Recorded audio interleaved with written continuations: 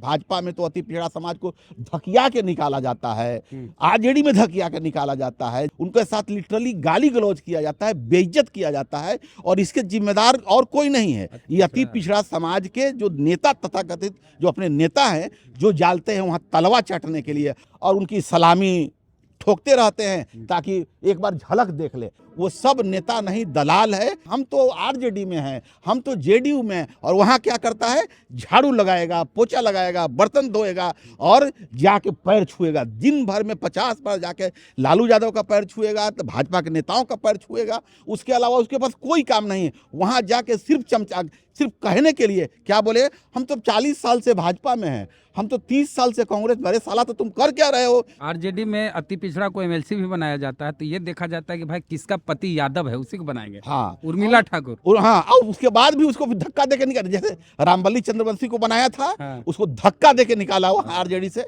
पटना में विश्वकर्मा समाज की बहुत बड़ी रैली होने वाली है गांधी मैदान पटना में, और उसको लेके जोरदार तैयारी हो रही है। पूरे बिहार से विश्वकर्मा समाज के लोग यहाँ पटना पहुँचे हुए हैं, जो नेता टाइप के लोग हैं, जिला अध्यक्ष हैं संगठन के, और संगठन है भारतीय विश्वकर्मा महासंघ बिहार, जिसके नेता मुकुल आनंद जी हैं, और भी कई नेता, प्रदेश के नेता, राष्ट्रीय अध्यक्ष हैं, और कई नेता अंदर में भाषण वाषण चल रहा है। तो क्यों गांधी मैदान में विश्वकर्मा समाज जुटेंगे लाखों की संख्या में, और कब ये प्रोग्राम होगा, बात करेंगे मुकुल आनंद साहब से। ये तैयारी क्यों है बिहार विधानसभा चुनाव को लेकर, क्योंकि चुनावी साल होगा कुछ दिन बाद? नहीं, हम लोग तो पिछले 5.5-6 साल से लगातार विश्वकर्मा समाज को और अति पिछड़ा समाज को संगठित करने के लिए प्रयास कर रहे हैं। लगातार प्रयास चल रहा है, चूँकि हम लोग देख रहे हैं कि हजारों वर्ष पहले से आज़ादी देश को मिले हुए 77 साल हो गया, लेकिन देश को आज़ादी तो मिल गई, लेकिन एक्चुअल में हमारे जो समाज पे अंतिम पायदान पे जो लोग हैं, दलित, शोषित, पीड़ित, और उनके साथ अन्याय हो रहा है। आज विश्वकर्मा समाज के लोग, अति पिछड़ा समाज के लोग जितने भी हैं, उनके साथ हर जगह पे, हर स्तर पे उनके साथ अन्याय किया जा रहा है। राजनीतिक रूप से, सामाजिक रूप से, आर्थिक रूप से, हर स्तर पर उनके साथ नाइंसाफ़ी की जा रही है। भागीदारी नहीं है राजनीति में। दूसरी बात है कि जहाँ तक राजनीतिक भागीदारी की बात है, तो हमारी आबादी 40% है। 40% के हिसाब से हमारा सिर्फ विश्वकर्मा की बता रहे हैं या अति पिछड़ा? विश्वकर्मा समाज भी अति पिछड़ा में ही आता है ना। तो विश्वकर्मा समाज और अति पिछड़ा समाज सब एक ही में आता है। तो मेरे कहने का मतलब है कि विश्वकर्मा समाज और अति पिछड़ा समाज की आबादी 40% है। 40% के हिसाब से हमारा 100 विधायक होना चाहिए था। आज पूरे बिहार में देख लीजिए कि विश्वकर्मा समाज के एक भी विधायक नहीं है, अति पिछड़ा के भी गिने गुथे हैं। तो जिस तरीके से सत्ता में भागीदारी हमारा नैतिक कर्तव्य बनता है, और समाज के लोगों पर जिस तरीके से अत्याचार हो रहा है, मर्डर हो रहा है, लूट हो रहा है, अपहरण हो रहा है, और 80% घटनाओं में कोई उत्भेदन नहीं हो रहा है, और समाज को सर्वांगीण विकास करने के लिए जब तक राजनीतिक भागीदारी नहीं मिलेगी, सत्ता में भागीदारी नहीं मिलेगी, जब तक वो संसद भवन में नहीं जाएंगे, बाबा साहब भी बोले थे, जब तक विधानसभा में नहीं जाएंगे, बाबा साहब अम्बेडकर का भी यही कहना था, तब तक इस समाज का सर्वांगीण विकास नहीं हो सकता। तो समाज का सर्वांगीण विकास हो, इसके लिए हम लोग, और जितने भी पॉलिटिकल पार्टियां हैं, चाहे वो बीजेपी हो, चाहे वो राजद हो, चाहे कोई भी पॉलिटिकल पार्टी है, ये सब लोगों ने आज़ादी के बाद से ही विश्वकर्मा समाज का वोट लेने का काम किया है। वोट तो ये लोग लेते हैं, पर उस वोट के बदले मिलता क्या है? आज हमारे पूर्वज भी वोट देते रहे, हमारे दादाजी भी वोट दिए, हमारे पिताजी भी वोट दिए, हम भी वोट दिए, और हमारे बच्चे भी वोट दिए। उस वोट के बदले इस समाज को मिला क्या? लानत, तिरस्कार, गाली गलौज, बेइज्जती, अत्याचार। आज हमारी बात कोई जनप्रतिनिधि नहीं सुनता है, कोई मुखिया हमारी बात नहीं सुनता है, थानों में हमारी बात नहीं सुनी जाती है। आरक्षण मिला, मुखिया कैसे? आपके समाज के लोग मुखिया हैं। हमारे समाज के जो मुखिया भी है ना, वो सामंतवादी और मनुवादी सोच के जो लोग हैं, उनके चंगुल में फंसे हुए हैं। वो लोग अपने हिसाब से उनको डील करते हैं और अपने हिसाब से जिताते हैं। अपने नौकर को जिता, अपने नौकर को, अपने दाई को, अपने ये चरवाहा को जिताते हैं। देखिए, जब तक ये अति पिछड़ा समाज अपने मनोबल को और अपने मानसिकता को नहीं बदलेगा, तब तक सत्ता में भागीदारी के लिए जो हम लोग प्रयास कर रहे हैं वो अधूरा रह जाएगा। अच्छा, आपको एक बात बता दें, अगर अति पिछड़ा को लेके बोलते हैं तो बिहार में जितनी पॉलिटिकल पार्टियां हैं सबका पाप है, इस मामले में सब पापी है। बीजेपी हो वहाँ भी अति पिछड़ा की भागीदारी नहीं है। राष्ट्रीय जनता दल जब से बनी है, दलित उसके प्रदेश अध्यक्ष हुए हैं, ओबीसी हुए हैं, सवर्ण हुए हैं, मुस्लिम हुए, लेकिन राष्ट्रीय जनता दल के एक भी प्रदेश अध्यक्ष अति पिछड़ा नहीं हुए हैं। मेरा स्पष्ट मानना, कांग्रेस में हम लिस्ट आपको बताए 40 गो में एक अति पिछड़ा नहीं है। मेरा स्पष्ट मानना है कि जितनी भी पॉलिटिकल पार्टियां हैं ये अति पिछड़ा समाज के लोगों को लिटरली लतियाती है, गलियाती है, बेइज्जत करती है। लेकिन अति पिछड़ा समाज के जितने निर्लज्ज, जितने चाटुकार और जितने सोए हुए नेता लोग हैं, उनको शर्म नाम की कोई चीज नहीं है। उनको जितने भी नेशनल पार्टियां हैं वो क्या करती है, अति पिछड़ा प्रकोष्ठ के अति बना कुछ बना देती है।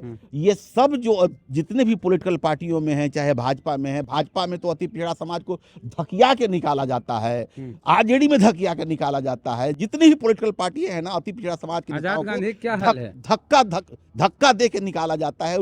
उनके साथ लिटरली गाली गलौज किया जाता है, बेइज्जत किया जाता है, और इसके जिम्मेदार और कोई नहीं है। ये अति पिछड़ा समाज के जो नेता तथाकथित जो अपने नेता हैं, जो जालते हैं वहाँ तलवा चाटने के लिए और बोलिए कि इधर समाज का काम कीजिए। नहीं, हम तो आरजेडी में हैं, हम तो जेडीयू में हैं, और वहाँ क्या करता है, झाड़ू लगाएगा, पोछा लगाएगा, बर्तन धोएगा और जाके पैर छुएगा। दिन भर में 50 बार जाके लालू यादव का पैर छुएगा, तो भाजपा के नेताओं का पैर छुएगा। उसके अलावा उसके पास कोई काम नहीं है। वहाँ जाके सिर्फ कहने के लिए क्या बोले, हम तो 40 साल से भाजपा में हैं, हम तो 30 साल से कांग्रेस में। अरे साला, तो तुम कर क्या रहे हो इतने दिन से इन पार्टियों में रह के, कर क्या रहे हो? कि सभा में तो चचा बोले अभी, हाँ बोले, है ना, कर क्या रहे हो? बोले हम सुशील मोदी के साथ काम किए हैं। काम करके क्या किए?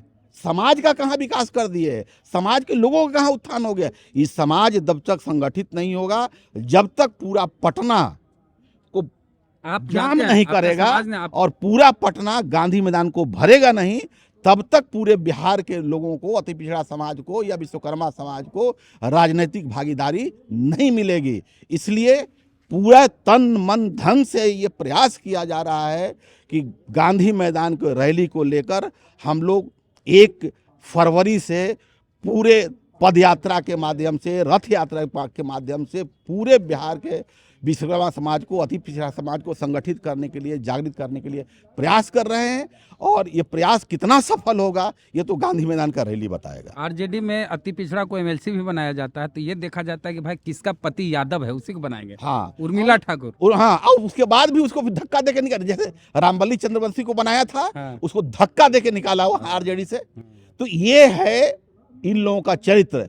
और हमारे अति पिछड़ा समाज का चरित्र क्या है कि तलवा चाटने के लिए जितने भी हमारे अति पिछड़ा समाज के जो नेता हैं, दूसरे पार्टियों में लगे रहते हैं और उनकी सलामी ठोकते रहते हैं ताकि एक बार झलक देख ले। अरे वैसे अरे मतलब आपकी अति पिछड़ा में मुकेश सहनी जी की भी वही हाल है। हाँ, मुकेश आरजेडी से धकियाया गया, बेचारे गए अब बीजेपी। देख लीजिए, मुकेश सहनी से विधायक इनके ले लिए तो आरजेडी से धकियाए गए तो बीजेपी में गए, बीजेपी से धकियाए गए फिर आरजेडी में गए, फिर यहाँ से धकियाए जाएंगे तो अब कहाँ जाए कोई पता नहीं है। तो इसलिए सबसे पहला काम है कि पूरे बिहार के अति पिछड़ा समाज जब तक एकजुट नहीं होगा और जितने ही दलाल टाइप के नेता हैं, इन नेताओं से अगर समझा, वो दलाल टाइप के नेता बोलिए ना खुल के, दलित तो बोलता है खुल के। अरे हमारे जैसे अति पिछड़ा समाज के जितना नेता है, जो भी पार्टी जिस पार्टी में है, वो सब नेता नहीं दलाल है और सिर्फ वो अपने परिवार के बारे में सोचता है, अपने बाल बच्चों के बारे में सोचता है। एक अति पिछड़ा